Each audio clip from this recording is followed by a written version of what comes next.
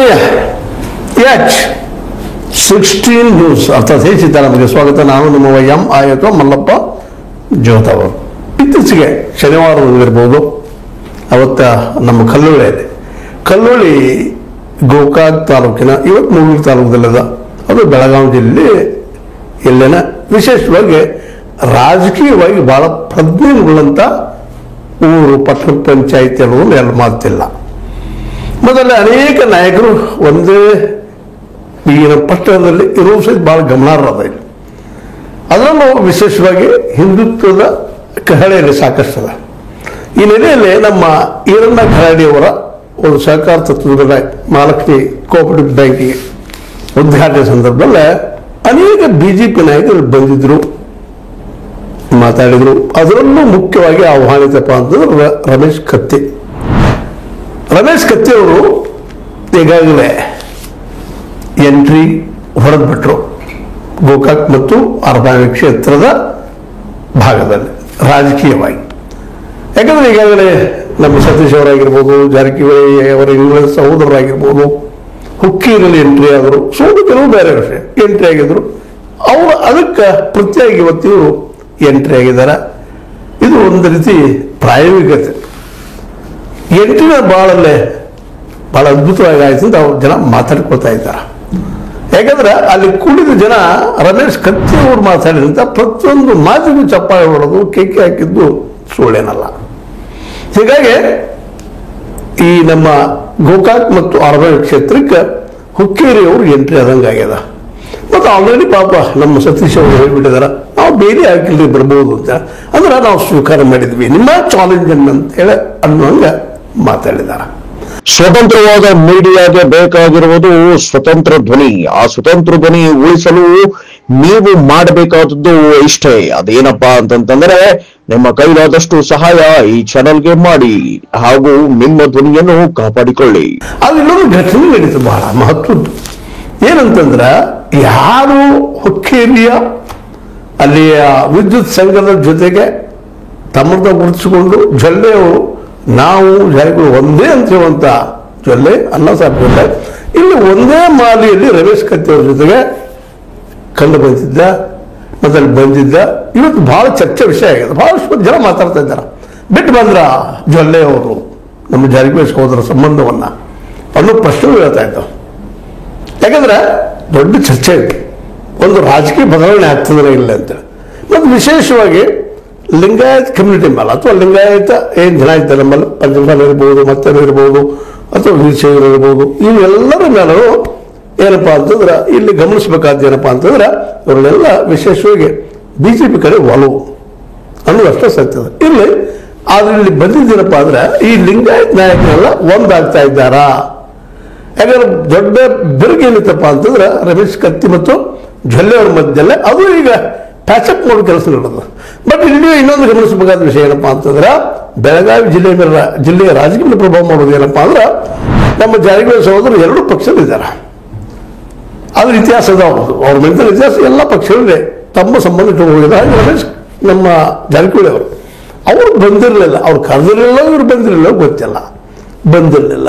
ಒಂದು ವೇಳೆ ಇದು ಕೇವಲ ಬಿಜೆಪಿಯನ್ನು ಸಂಘಟನೆ ಮಾಡುವ ದಿಶೆಯಲ್ಲಿ ಆಗಿದ್ರೆ ರಮೇಶ್ ಅವ್ರನ್ನ ಯಾಕೆ ಕರೀಲಿಲ್ಲ ಅಥವಾ ಬರಲಿಲ್ಲ ಯಾಕೆ ಅವರು ಉತ್ತರ ಹುಡುಕ್ಬೇಕಾಗಿದೆ. ಯಾಕಂದ್ರೆ ಬಿಜೆಪಿಗೆ ಅವರು ಬೇಕಾದಂಥವರು ಬಿಜೆಪಿಯ MLA ಅವರು ಕರೆಸ್ಬೇಕಾಗಿತ್ತು.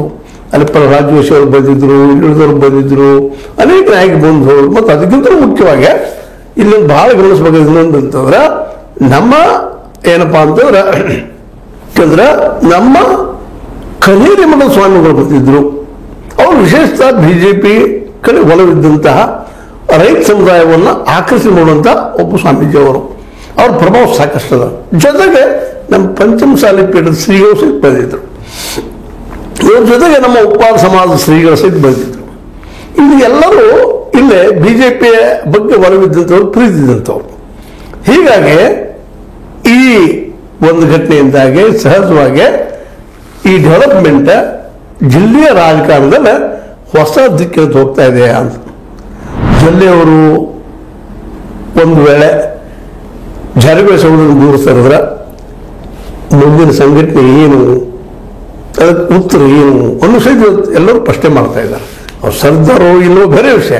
ಬಟ್ ಕರೇರಿ ಮಠ ಶ್ರೀಗಳು ಆರಂಭದಲ್ಲಿ ಹೇಳಿದಾಗ ಲಿಂಗಾಯತ ನಾಯಕರನ್ನು ಕೂಡಿಸುವಂತ ಪ್ರಯತ್ನ ಮಾಡಿದ್ರು. ಆ ಸಂದರ್ಭದಲ್ಲಿ ಜೊಲ್ಲೆ ಅವರು ಅವರಿಂದ ದೂರ ಸರದ ನಮ್ಮ ಜಾರಕಿಹೊಳಿ ಅವ್ರ ಜೊತೆ ಗುರುತಿಸಿಕೊಂಡಿದ್ರು. ಬಟ್ ಇವತ್ತ ಮಾಲೆ ಹಾಕಿಸ್ಕೊಂಡು ಹೋಗಿದ್ದಾರೆ ಜಾಯಿಂಟ್ ಆಗಿ. ಹೀಗಾಗಿ ಇಲ್ಲಿ ಬೆಳಗಾವಿ ಜಿಲ್ಲೆಯಲ್ಲಿ ಮತ್ತು ಇನ್ನೊಂದು ನಾವು ತಿಳ್ಕೊಬೇಕಾಗಿದ್ದು, ಬೆಳಗಾವಿ ಜಿಲ್ಲೆಯಲ್ಲಿ ಬಿಜೆಪಿಯ ಪ್ರಭಾವ ಬಹಳಷ್ಟು ಅದ. ಹೀಗಾಗಿ ಮುಂಬರುವ ದಿನಗಳು ಇದೆಲ್ಲ ಡೆವಲಪ್ಮೆಂಟ್ಗಳು ಏನಪ್ಪಾ ಅಂತಂದ್ರೆ, ಒಂದು ಕಡೆ ರಮೇಶ್ ಕತ್ತಿ ಅವರು ಚಾಲೆಂಜ್ ಮಾಡ್ತಾ ಇದ್ದಾರೆ. ನಾವು ಬಂದಿದ್ದೀವಿ ಅನೇಕ ವಿಷಯಗಳನ್ನ, ಜಾರಕಿಹೊಳಿ ಕುಟುಂಬ ಸಲುವಾಗಿ ಕುಟುಂಬದ ಅನೇಕ ಹಿರಿಯ ತಪ್ಪುಗಳು ಒಪ್ಪುಗಳ ಬಗ್ಗೆ ಸಹಿತ ಮಾತಾಡ್ತಿದ್ದಾರೆ. ಏಕೆ ಪಾಲಿಸನ್ ಇರ್ಬೋದು, ಮತ್ತನೇ ಇರ್ಬೋದು, ಅವ್ರು ತೆಗಿಬೇಕು, ಅದು ಹೋರಾಟ ಮಾಡಬೇಕು ಅನ್ನೋದು ಮಾತು ಮಾತಾಡ್ತಾ ಇದ್ದಾರೆ. ಜೊತೆಗೆ ಈ ಸಂಘಟನೆ ಮಾಡ್ತಾ ಇದ್ದಾರೆ. ಈ ಸಂಘಟನೆ ಲಿಂಗಾಯತ ಸಂಘಟನೆ ವಿಶೇಷ ಪ್ರಭಾವ ಮಾಡಿತ ನಮ್ಮ ಜಾರಕಿಹೊಳಿ ಸಹೋದರರ ಲಿಂಗಾಯತ್ ಲಾಬಿ ಮೇಲಂತ. ಯಾಕಂದ್ರೆ ಇಲ್ಲೂ ಎರಡು ಭಾಗದಲ್ಲಿ ಲಿಂಗಾಯತರು ಜಾರಕಿಹೊಳಿ ಅವ್ರ ಜೊತೆಗೆ ಸಂಬಂಧ ಇಟ್ಕೊಂಡಿದ್ದಾರೆ. ಲೋಕಲ್ ಗೋಕಾಕ್ ಮತ್ತು ಆರ್ಮಯ ಭಾಗದಲ್ಲೇ ಅವರು ಅವ್ರ ಮೇಲೆ ಈ ಒಂದು ಏನಪ್ಪ ಸಂಘಟನೆ ಈಗ ಆದಂಥ ಘಟನೆ ಪ್ರಭಾವ ಮಾಡಿದ್ದೇನು ಅಂತ ಒಂದು ಮಾತ್ರ ಸತ್ಯ ಆಗಿದೆ. ಈಗ ರಮೇಶ್ ಕತ್ತಿ ಅವರು ಎಂಟ್ರಿ ಆಗಿದ್ದಾರೆ. ಜೊತೆಗೆ ಪ್ರಹ್ಲಾದ್ ಜೋಶಿ ಅಂತಹ ಬುದ್ಧಿವಂತ ಮತ್ತು ಈಗಾಗಲೇ ಸೆಂಟ್ರಲ್ ಮಿನಿಸ್ಟರ್ ಇದ್ದಂಥವರು ಅವರು ಬಂದಿದ್ದಾರೆ. ಪ್ರಮುಖ ಹಿಂದುತ್ವದ ವಿಚಾರಧಾರೆ ಹೊಂದಿರುವಂಥ ಲಿಂಗಾಯತ್ ಕಮಿಟಿ ಮತ್ತು ವೀರಶೈವ ಕಮಿಟಿ ಸ್ವಾಮೀಜಿಗಳು ಬಂದಿದ್ದಾರೆ. ಉಪ್ಪಾರ ಸಮುದಾಯದ ಸ್ವಾಮೀಜಿಗಳು ಬಂದಿದ್ದಾರೆ. ಇದು ಸೂಕ್ಷ್ಮವಾಗಿ ಲಿಂಗಾಯತ ಉಪ್ಪಾರ ಕೂಡುವ ಸಮುದಾಯವನ್ನು ಒಂದು ತರುವಂಥ ಪ್ರಯತ್ನ ಮಾಡ್ತಾ ಇದ್ದಾರಾ? ಇದು ಇಲ್ಲಿಯ ಮುಖ್ಯ ಅಜೆಂಡಾ. ಅದೇನೋ ಹೇಳಿ ಇವೆಲ್ಲ ಡೆವಲಪ್ಮೆಂಟ್ ಮಾತ್ರ ನಮ್ಮ ಜಾರಕಿಹೊಳಿ ಸಹೋದರರ ರಾಜಕೀಯ ಹಿತಾಸಕ್ತಿಗೆ ಮುಂದಿನದಲ್ಲಿ ಪೆಟ್ಟು ಆಗಬಹುದಾ ಅನ್ನೋ ಪ್ರಶ್ನೆ ಸ್ಟಾರ್ಟ್ ಆಗಿಬಿಡೋದು ಮಾತಾಡುವಂಥದ್ದು.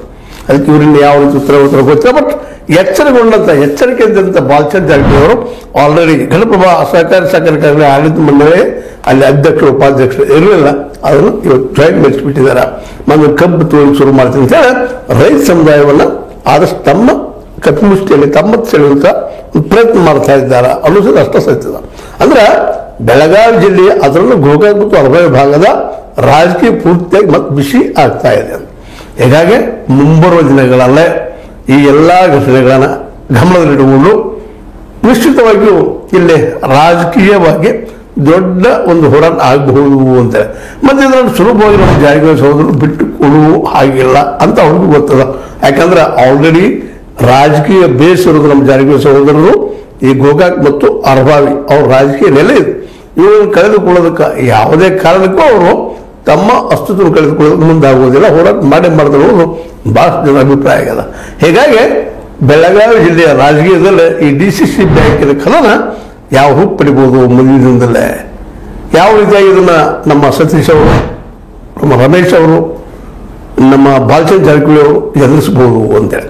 ಜೊಲ್ಲೆ ಅವ್ರ ಜೊತೆ ಉಳಿತಾರ ಇಲ್ಲ ಕನೇರಿ ಮಠದ ನಮ್ಮ ಈರಣ್ಣ ಕಡಾಡಿ ಒಬ್ಬ ಬುದ್ಧಿವಂತರು, ಒಳ್ಳೆಯ ಪ್ಲಾನ್ ಇದ್ದಂಥ ವ್ಯಕ್ತಿ, ಅವರು ಇವರೆಲ್ಲ ಕುಳ್ಕೊಂಡು ಈ ಒಂದು ಜಾರಕಿಹೊಳಿ ಸವಾಲಾಗ್ತಾರ. ಯಾಕೆಂದ್ರೆ ಅವ್ರು ಸುಲಭದ ಕೆಲಸ ಅಲ್ಲ. ಕಳೆದ 30-40 ವರ್ಷಗಳಿಂದ ಇವೆರಡೂ ಭಾಗಗಳ ಮೇಲೆ ತಮ್ಮ ಹಿಡಿತವನ್ನು ಸಾಧಿಸಿರುವಂಥ ಬಾಲಚಂದ್ರ ಜಾರಕಿಹೊಳಿ ಅವರು ಮತ್ತು ಜೊತೆಗೆ ಸತೀಶ್ ಅವರು ಇಲ್ಲಿ ಶುಗರ್ ಫ್ಯಾಕ್ಟರಿ ಹೊಂದಿದಾರ. ಜೊತೆಗೆ ಅವರು ರಾಜಕೀಯ ಪ್ರತಿ ಮನೆಗೂ ಗೊತ್ತಿದ್ದಂಥವ್ರು ಇದಾರ. ಅರಬಾಯಿ ಭಾಗದಲ್ಲಂತೂ ಬಹಳಷ್ಟು ಮತ್ತು ರಮೇಶ್ ಅವರು ಗೋಕಾಕ್ ಭಾಗದಲ್ಲೇ ತಮ್ಮ ಹಿಡಿತವನ್ನು ಸಾಧಿಸಿಕೊಂಡಿದ್ದಾರೆ. ಇಂಥ ಒಂದು ಬಿಗಿ ಆಕ್ಟೋಪಸ್ ಇರ್ತದೆ ಅವರು. ಈ ಆಕ್ಟೋಪಸ್ ಹಿಡಿತವನ್ನು ನಮ್ಮ ರಮೇಶ್ ಕತ್ತಿ, ಈರಣ್ಣ ಕಡಾಡಿ, ಜೊತೆಗೆ ನಮ್ಮ ಇನ್ನುಳಿದ ಲೀಡರ್ಗಳು, BJP ಇದೆಲ್ಲ ಕಸಿದುಕೊಳ್ಳಲು ಯಶಸ್ವಿ ಆಧಾರ ನೋಡೋಣ ಅಂತ ಹೇಳ್ತಾ, ಇದು ಇವತ್ತಿನ ನಮ್ಮ ಈ ಡೆವಲಪ್ಮೆಂಟ್ಗಳು ನಾವು ನೋಡುತ್ತೇವಂಥ ಡೆವಲಪ್ಮೆಂಟ್. ಇದು ನಿಮ್ಗೆ ಏನು ಅನ್ನಿಸ್ತದ? ಏನು ಅನ್ನಿಸ್ತೀರ ಸರಿ ಕಾಮೆಂಟ್ ಮಾಡಿರಿ. ಸರಿ ತಪ್ಪನ್ರಿ. ಆದ್ರೆ ಇಲ್ಲೇನು ನಡೀತದೆ ಜನಸಾಮಾನ್ಯ ತಿಳಿಸುವಂಥ ಕೆಲಸ ನಮ್ಮದು. ಈಗಾಗಲೇ ಹೇಳಿದಾಗ ನಿಮ್ಗೆ ಇದರಲ್ಲಿ ಏನಾಗ್ತೀರಿ, ಏನಾಗಬಹುದು, ಇದರಲ್ಲಿ ಯಾರ್ಯಾರು ಪ್ರಾಮಾಣಿಕರು, ಏನೇನು, ಅದು ನಮ್ಮ ರೈತರು, ನಮ್ಮ ಜನಸಾಮಾನ್ಯರು ಬಲ್ಲವರು ಯೋಗ್ಯವಾದ ನಿರ್ಧಾರ ತೆಗೆಯುವುದರ ಅನ್ನೋದನ್ನ ಮಾತನ್ನು ಮಾತಾಡ್ತಾ ಇದು ಡೆವಲಪ್ಮೆಂಟ್ ಅಂಥೇಳಿ ಇವತ್ತಿನ ಈ BDCC ಹಿನ್ನೆಲೆ ಚರ್ಚೆಯನ್ನು ಮುಗಿಸ್ತಾ ಇದ್ದೀವಿ. ಇದು ಲೈಕ್ ಆಗಿರ್ಬೋದು, ಲೈಕ್ ಮಾಡಿ, ಶೇರ್ ಮಾಡಿ, ಕಮೆಂಟ್ ಮಾಡಿ, ಜೊತೆಗೆ ಸಬ್ಸ್ಕ್ರೈಬ್ ತಿಳಿಸ್ಬೇಡ್ರಿ. 60 ನ್ಯೂಸ್ ಸತ್ಯದ ಕೈಗಳಲ್ಲಿ ವಂದನೆಗಳು.